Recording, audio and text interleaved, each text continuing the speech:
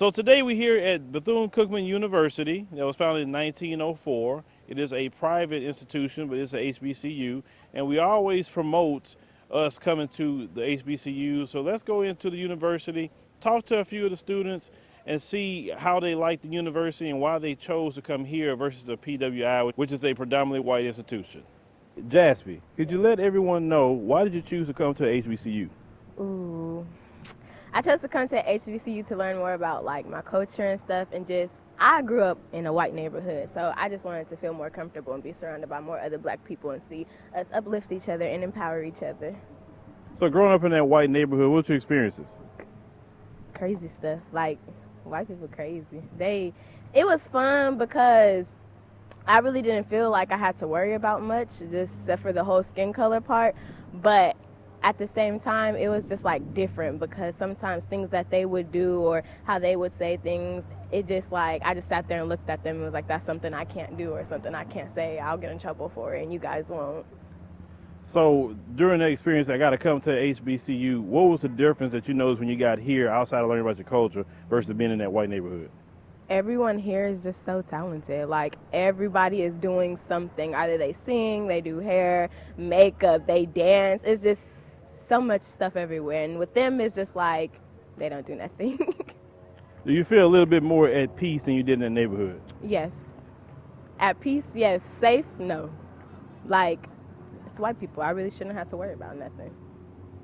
So being at Bethune-Cookman, I've covered a lot of stories where a lot of people as black that have swastikas painted on their door, or you have a lot of times the alt-right be out there talking about the Trump situation. You don't have those experiences here, right? No, everybody here is mainly on the same page. I mean, we all have our disagreements and we all can come to a certain understanding about a certain thing, but when it comes to our school, we all want what's best. So if you're looking in the camera, talking to the fellow African-American people, right? What would you say to them about an HBCU and why they should come versus those other schools? Get here because it will teach you a lot of things. It will open your eyes up to everything new. Something you may not never done before, you might start doing here. It's just being blessed with a different crowd and different people and friends would just want you to get up and do things that you never thought you would ever do. So that's why you should come here. Not here, but just any BCU, college in general. Education is important. So make sure you come to Bethune-Cookman. Like I said, what about the BCU? one more question? Oh. The professors. What about our professors? Do they care more about you here? Yes, our professors are very understanding. Like, they will even tell you themselves, come to our office, come talk to us. We will try to give y'all as much help as possible. They send like weekly reminders through your emails. They try to make sure that you up on game so you don't fall off your stuff, because sometimes it's hard to lose track, especially if you by yourself. So yeah. So as a freshman, when you came in, they was very helpful. It was an easy transition from high school to college. Yeah, they were very encouraging. They were very helpful. I was never the one to ask for help from teachers, but I find myself this year asking for help, and it's become a lot more easier, and it's been easy to manage.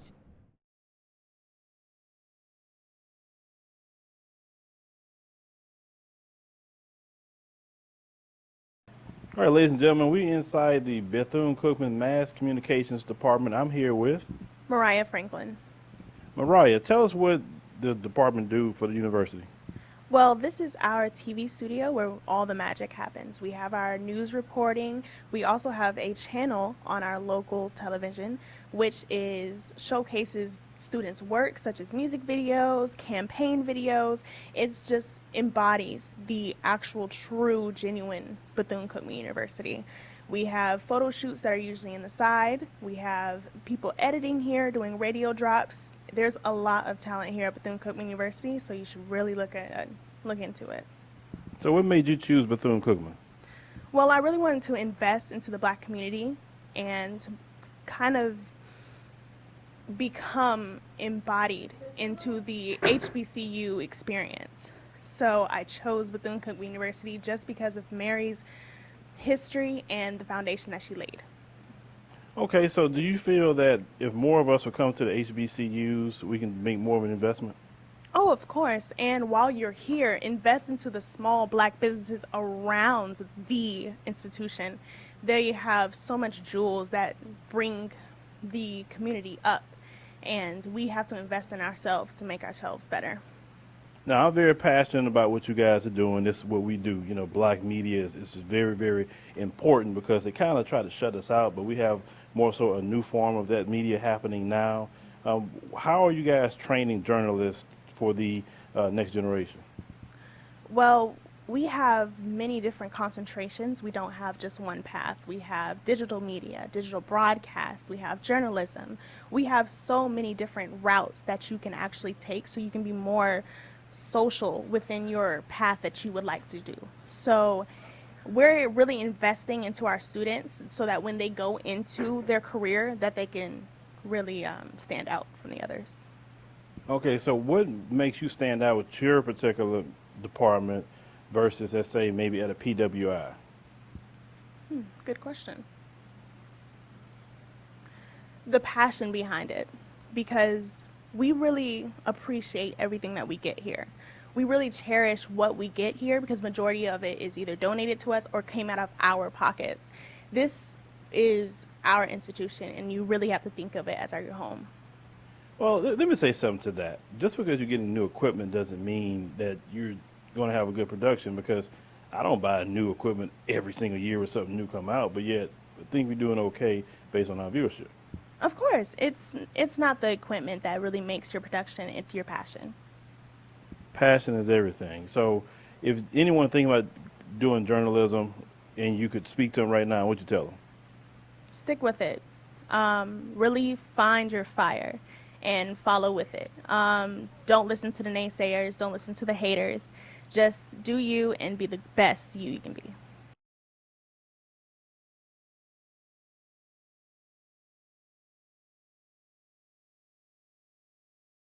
Layla, so why did you come to HBCU? I came to HBCU because, for one, this HBCU, I had 3 cousins that graduated from here, and they danced and I danced, so I wanted to come here, like, not to follow their footsteps, but to, like, get an experience of HBCU, because I went to not an all-white school, but, like, it was majority white, so I just wanted to come here. And it's closer to home because I stay in Miami. I didn't want to be too far from my mama. So you went to the school, you said it was white. Yeah. What was your experience there? That's the school I went to. It was a magnet school, so there I focused mainly on singing. But when I got here, I focused mainly on dancing.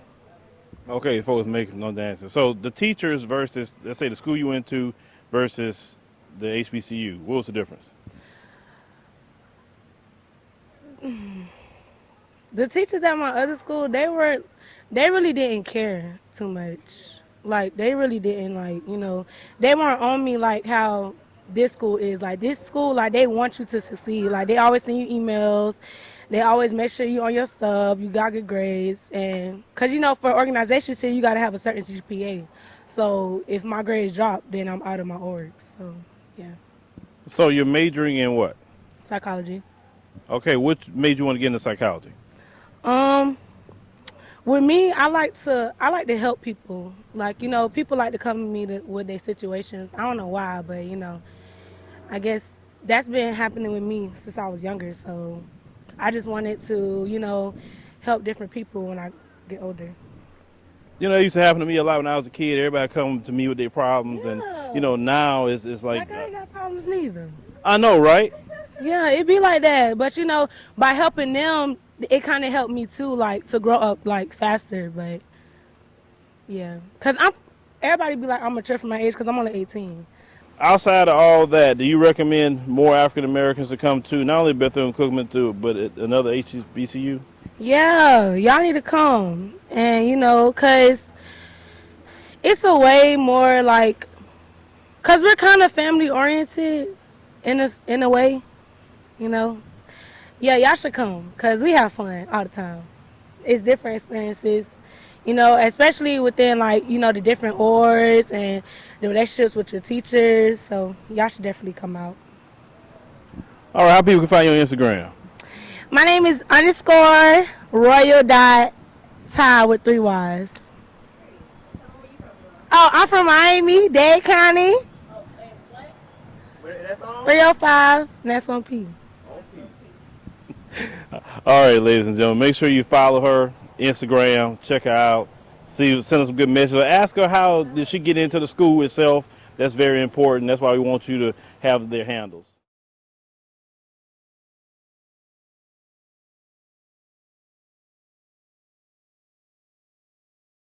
So I want to ask these young brothers, why are they going to HBCU? Well, for me, it's more of a family tradition. I had a lot of family members come here and graduated here, so I thought maybe I keep the tradition going and join come here. Okay, so how many people in your family actually went to this particular HBCU or another one? Well, most of them came to this school. I had an uncle, I had an aunt, and I have two other aunts that came here. They're all in different organizations, and I always knew I wanted to come here. I already knew that this was my dream school since I was in 11th grade, and all I had to do was just focus on my work, make sure pray to God about it, and and all it happened, I came here. So in high school, like what kind of high school you went to and how you treated there? Well, for me, my high school experience was, especially coming from a military family, because I'm an only child and a military kid. You had to, I had to transition a lot from moving different places, so I didn't really have a lot of have friends, a lot of stuff like that. But I had great teachers that encouraged me and everything. And every time I moved, I always knew I had to pray to God because I had lead people that I cared about. But I'm glad that all the times I went to different schools was when I knew I graduated. As long as I graduated, that's all that mattered to me. But I'm just glad that I graduated and I got here. So what are you majoring in? I major in criminal justice. Criminal justice. That's interesting. What part of criminal justice you trying to go into? I'm trying to join the military and the Air Force to become a military lawyer. Okay, so you're trying to get to you want to be a lawyer. Yes, sir. Yes, sir.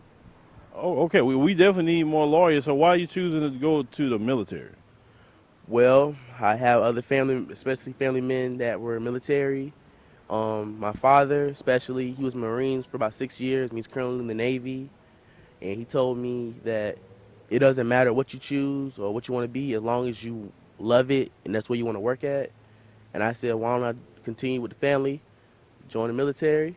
I decided Air Force because that's the only one my dad was not able to join due to his age. He wasn't young enough to join. So I thought maybe that could help me and also my father that, hey, I'm glad my son did it. Makes him proud because that's the main thing in my life that I want to do, to make my father proud. No, and I would love to hear you say that because a lot of times as black fathers, they try to put so much of a bad rap on black men and black fathers. So what kind of impact your dad had in your life, because that's a big thing, so you don't want to disappoint your father, especially within our community today. Well, he's always been there for me, but there was one point in time where he had to go to Afghanistan for a few months, and those months were the really hardest time. That's when my mother mostly took care of me, but he always made sure to give me a phone call, text message, or any kind of connection that we still had there, especially at a young age where I felt like, again, I had to travel a lot. My dad wasn't there, but he was still there in my heart and by my side. So, and all I kept doing was praying that he made it safe back home, which he did, and that he taught me how to be a man. That he is the main person that showed me how to become a man, and that a man has to be on his 2 feet, but he also, if you need help, you always have your father to talk to, whether it's good or bad. He was that type of father that you were able to talk to about anything and not just be afraid just to talk to somebody. So that's why I'm glad he was a really big impact on my life. So to kids that's possibly, let's say, don't have that in their life right now, what advice would you give to them in that area? For that area, I believe that you should talk to God. Or if you don't have a father if you have a mother, they'll able to talk to you. But there's some things that it's hard to talk to. But there's always a male relative that you can talk to, nephew. If you have a brother, cousin, any type of male person that you think that you're able to talk to them, because Not even though not everybody have a father, you still have a few males in this world that are able to talk to you. Don't just keep that ball inside of you, because sooner or later it's gonna break, and this you gonna snap. You're gonna snap. And you're not gonna sure what to do, but most importantly, talk to God about it.